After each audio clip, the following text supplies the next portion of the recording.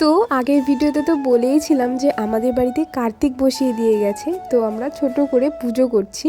আর যারা যারা আগের ভিডিও দেখোনি তারা তারা প্লিজ আমার ভিডিও চ্যানেলে পোস্ট করা আছে, সেগুলো গিয়ে দেখে নাও।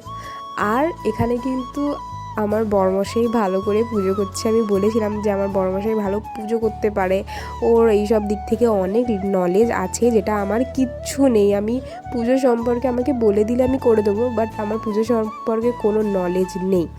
তো তারপরে বড়মশাই ভালো করে পুজো করার পর আমাকে বুঝিয়ে দিচ্ছে যে এরপর এইটা করবে, তারপর তোমাকে এইটা করতে হবে। তো আমি ভালো করে বুঝে নিয়েছি।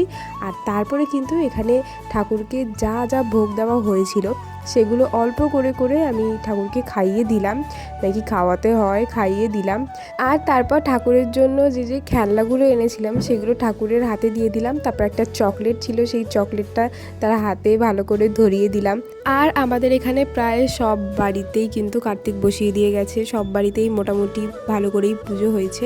আমারও ইচ্ছা ছিল যে একটু ভালো করে বড় করে পুজো করার, কিন্তু সেটা হয়নি এবছর। নেক্সট ইয়ার নিশ্চয়ই হবে। আর আরেকটা কী জানো তো, ভক্তি জিনিসটা দরকার।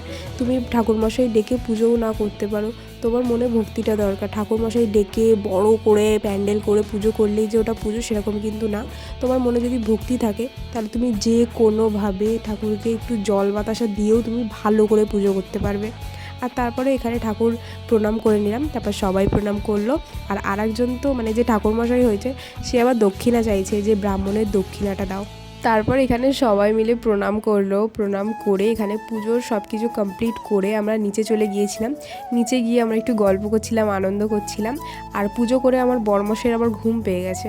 তো তারপর এখানে সবাই খেতে বসে গেছিলো, খাওয়া দাওয়া করে যে যার বাড়ি। তো ভিডিওটা ভালো লাগলে কিন্তু একটা সাবস্ক্রাইব করে দিও। দেখা হচ্ছে নতুন একটা ভিডিওতে। টাটা।